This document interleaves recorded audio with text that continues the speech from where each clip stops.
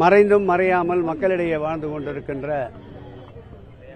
பெருந்தலைவர் காமராஜ் அவருடைய 124வது பிறந்த நாளை முன்னிட்டு அவருக்கு வீர வணக்கம் செலுத்தி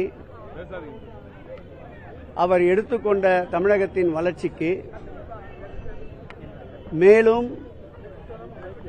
உயிரும் உணர்வும் மூட்டுகின்ற அளவிற்கு எங்கள் பணி தொடரும் என்ற உறுதிமொழியை இன்றைக்கு திராவிட முன்னேற்ற கழகத்தின் சார்பில் இந்த இடத்திலே எடுத்துக்கொண்டோம். பெருந்தலைவர் காமராஜரை பொறுத்தளவில் அவர்கள் அணைகள் கட்டினார் என்றால் அவருடைய வழியிலே பாலங்களை கட்டியவர் இன்றைய திராவிட முன்னேற்ற கழக தலைவர். அவர் கல்விக்கு கண் தந்தார் என்றால் தமிழ் புதல்வன் திட்டம் முதல் கொண்டு புதுமை பெண் திட்டம் முதல் கொண்டு நான் முதல்வன் திட்டம் கொண்டு மாணவ செல்வங்கள் கல்விக்கு உயர்வு தந்தவர் திராவிட முன்னேற்ற கழக தலைவர். காமராஜர் ஒரு கர்ம வீரர். அவர் வழியிலே திராவிட முன்னேற்ற கழகத்துடைய தலைவர் கடமை வீரராக இன்றைக்கு பணியாற்றிக் கொண்டிருக்கின்றார். கலைஞர் அவர்கள் ஆட்சி காலத்திலும் சரி, மாண்புமிகு திராவிட மாடல் ஆட்சியுடைய நாயகனாக இருந்த திராவிட முன்னேற்ற கழகத்தின் எங்கள் உயிரினும் மேலான தலைவர் ஆட்சி காலத்திலும் சரி, காமராஜர் புகழுக்கு புகழ் சேர்க்கின்ற அனைத்து பணிகளையும் மேற்கொண்டிருக்கின்றோம். அந்த வகையில் 23 துறைகளை ஒருங்கிணைத்து காமராஜர் பிறந்த நாளிலே உங்களுடன் ஸ்டாலின் என்ற திட்டத்தை காமராஜருக்கு பெருமை சேர்க்கின்ற வண்ணம் துவக்கி பல லட்சம் மக்கள் பல ஆண்டு காலமாக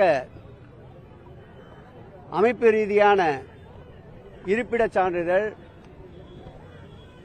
சொத்து மாற்றம் சான்றிதழ், அதேபோல் ஜாதி சான்றிதழ், அதேபோல் வருமான சான்றிதழ், ஆதார் அட்டை போன்றவை கிடைக்காமல் பல ஆண்டு காலம் தவித்த மக்களுக்கு காமராஜர் பிறந்த நாளை முன்னிட்டு அறிவிக்கப்பட்ட உங்களுடன் ஸ்டாலின் திட்டத்தால் பல லட்சம் மக்கள் பயன்பெற்றது காமராஜர் நினைவை போற்றுகின்ற வகையில் அமைந்திருந்தது. அந்த வகையிலே காமராஜரின் புகழுக்காக எடுக்கப்பட்ட அனைத்து நடவடிக்கைகளும் காமராஜருக்காக காமராஜர் பிறந்த நாளை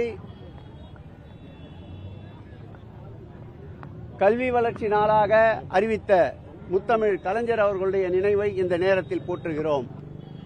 அவருடைய நினைவில்லமாக இருக்கின்ற காமராஜர் நினைவில்லத்தை புதுப்பிப்பதற்கு உத்தரவிட்ட திராவிட மாடல் ஆட்சியுடைய நாயகன் திராவிட முன்னேற்ற கழக தலைவரையும் இந்த நேரத்தில் நாம் நினைவு கூறுவோம். அந்த வகையில் காமராஜருக்கு புகழுக்கு புகழ் சேர்த்த மறைந்த முத்தமிழ் அறிஞர் கலைஞர் அவர்களும் வாழும் கலைஞராக இருக்கின்ற திராவிட முன்னேற்ற கழகத்தின் தலைவர் அவர்களும் எந்நாளும் கல்விக்கும் மக்களுடைய அடிப்படை தேவைகளுக்கும் முன்னுரிமை தருகின்ற ஒரு இயக்கமாக திராவிட முன்னேற்ற கழகம் விளங்குகிறது என்பதை மகிழ்ச்சியோடு தெரிவித்துக் கொள்கிறோம்.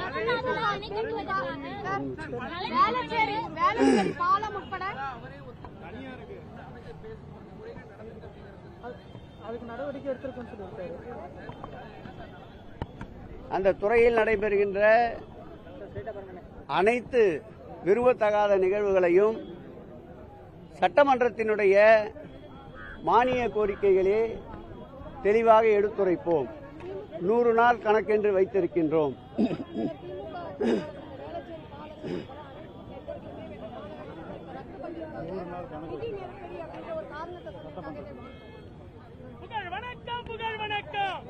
சென்னையை பொறுத்தளவில் வளர்ச்சி திட்டங்கள் என்ற வகையிலே சென்னை பெருநகர மாநகராட்சி மேற்கொண்ட 800 கோடிக்கும் மேலான வளர்ச்சி திட்ட பணிகளை ரத்து செய்திருக்கின்றார்கள்.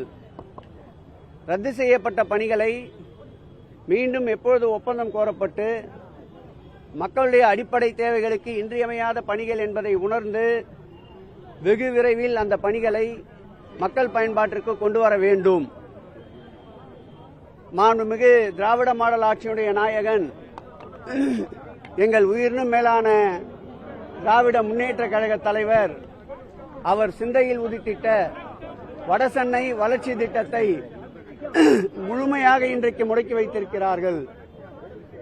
அந்த ஒவ்வொரு திட்டமும் ஏழை எளிய மக்களுடைய அன்றாட வாழ்க்கையில் பின்னி பிணைந்திருக்கின்ற திட்டங்கள், அந்த திட்டங்களையும் நிதி நெருக்கடி என்று காரணம் காட்டி கடந்த ஆட்சி காலத்தில் கொண்டுவரப்பட்ட திட்டங்கள் மாண்புமிகு திராவிட முன்னேற்ற கழகத்துடைய தலைவரின் புகழுக்கு புகழ் சேர்க்கும் என்ற காரணத்தால் நூலகங்கள், படைப்பகங்கள், விளையாட்டு மைதானங்கள், விளையாட்டு கூடங்கள், பூங்காக்கள், அதேபோல் கழிவுநீரேற்று நிலையங்கள், அதேபோல் தடையின்றி வழங்கப்பட இருக்கின்ற மின்சாரங்கள், இப்படிப்பட்ட பணிகளுக்கு இன்றைக்கு தடைகள் ஏற்படுத்தியிருக்கின்றார்கள்.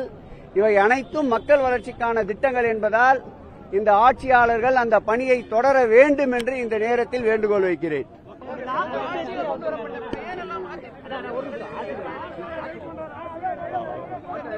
வெயில் அடிக்குதப்பா.